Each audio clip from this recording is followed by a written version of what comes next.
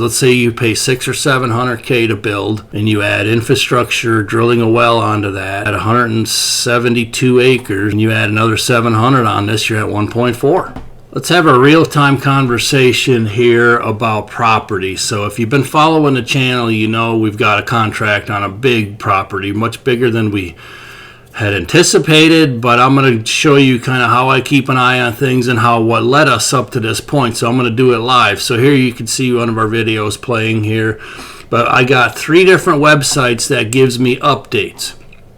Okay, and here's one on whitetail property. So this is what I see a lot from the whitetail property sites. A lot of them, I'll put my criteria in, minimum of, let's say, 100 acres with a home, or some without a home, and then I'll get these updates. And a lot of them will be like this, pending, pending. Was for sale, pending, or this one here is reduced a little. But here you've got a 300-acre farm, 1.25 million. And let's see if this one has a house. I don't remember all of them. We'll see if it has a house with it or not. I don't think this one does. Well, it says turnkey with 2 lodges and panoramic views. I think this is in Arkansa, I believe.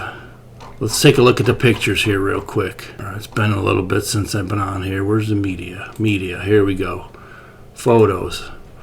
All right, and just real quick for clarification, I went back and looked that this one was Alabama. I'm sorry, not Arkansas. But anyways, it's pending. So at 1.3, they did reduce it some, but it's pending. And it's out in really remote Alabama. So again, compare that to what we got under contract, and that's kind of how I make my decision on, well, we might be paying a lot, but we're also getting a lot as well in a very inflationary environment right now. All right, yeah, I looked this one over several different times, and me and Sharon looked it over, and you could obviously tell it's mountain country here.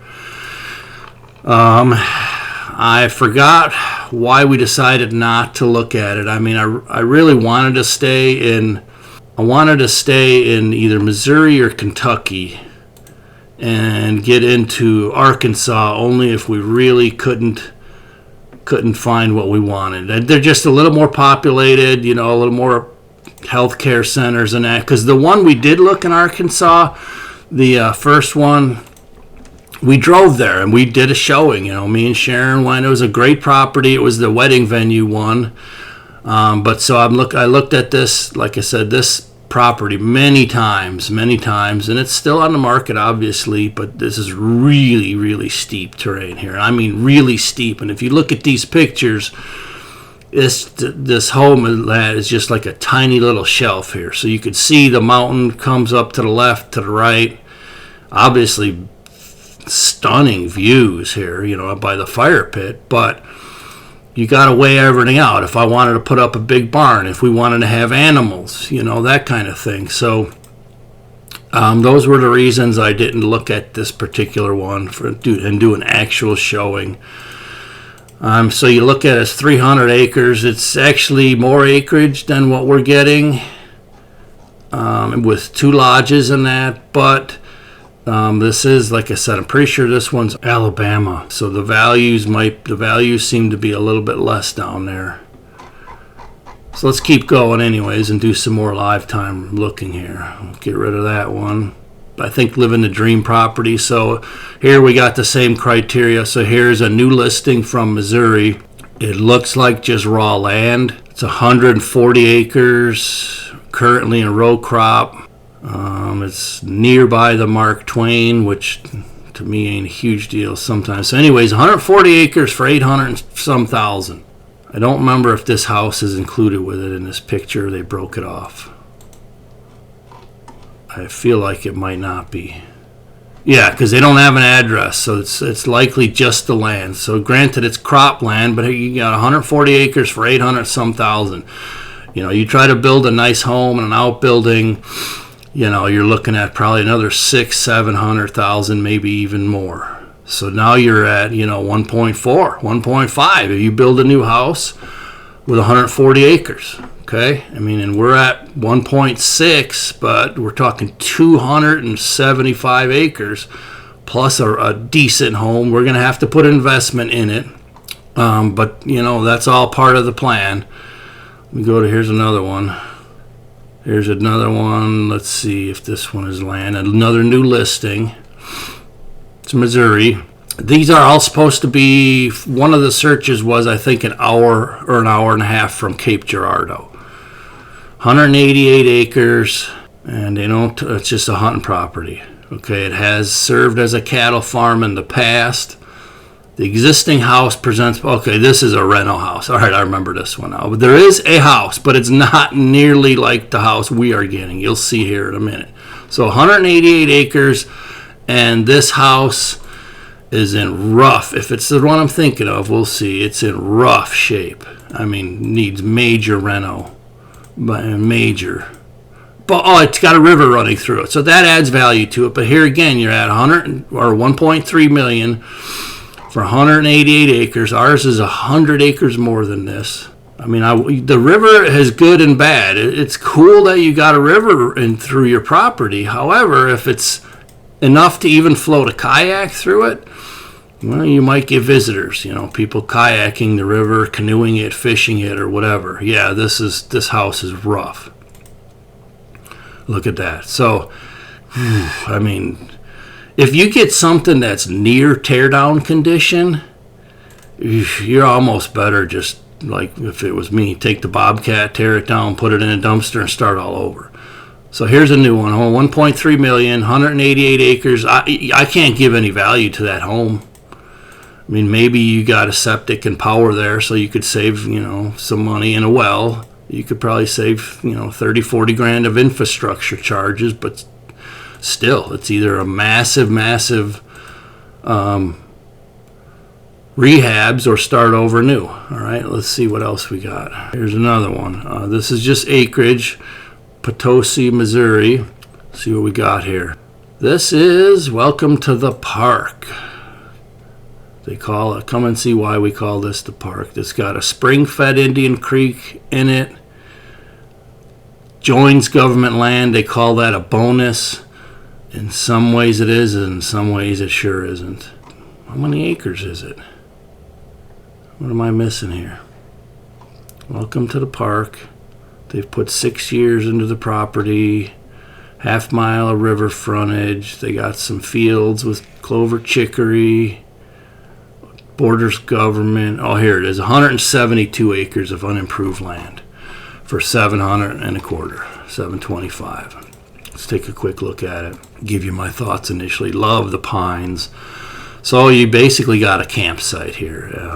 I don't see power lines running in. That's a big deal.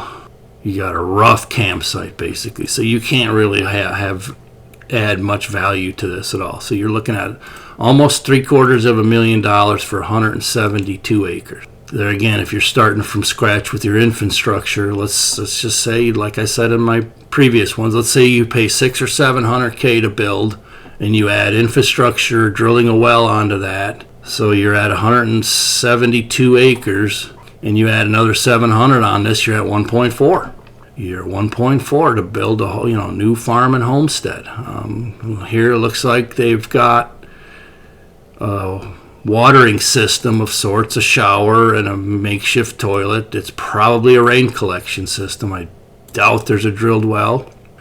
I did just get an estimate on running power from a contact in the power company for the place we're buying, and he said it would be $40,000 or $44,000, which I think is way low, to be honest, to run a mile of power buried. But that was the quote I got. So let's look at one more quick and say how I was emailing Sharon. I said, hey, here's a new one, 1.3 million, 188 acres with a possible home. I still think we did okay. Even though I think we paid a little more, I still think we did okay. Now I'm on a third one. Here's another one. I get these, whatever. Here's a new one in Festus, Missouri.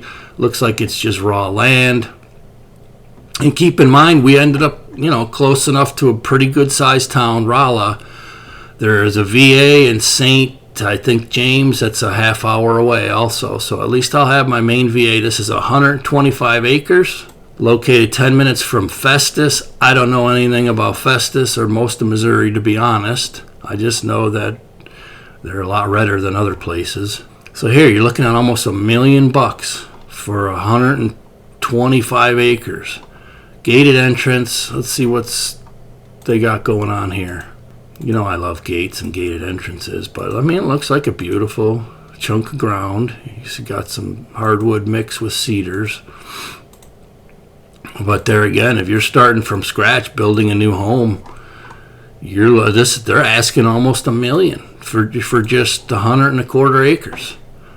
I mean, like I said, we're getting 275 acres with the pre-existing home, with power trenched all the way in, you know, with the drilled well. Now this one's on blacktop. Shape is pretty good here. We are going to have to get used to gravel, but you know, it's just life. You just get used to it. Nice looking property. It lays out nicely. I'm sure it's beautiful. That's why they're asking higher than what I think many are. Here, okay, there's Festus. You're off a major interstate, I-55, which honestly I wouldn't want to be within 5 miles because them 4 lanes are loud. Just ask me how I know.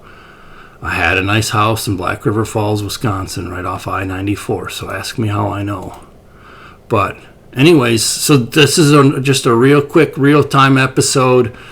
This is what I've done for the last year. Well, actually for the last 20 years, honestly, but I'm not really actively looking right now because, you know, we got a contract on one.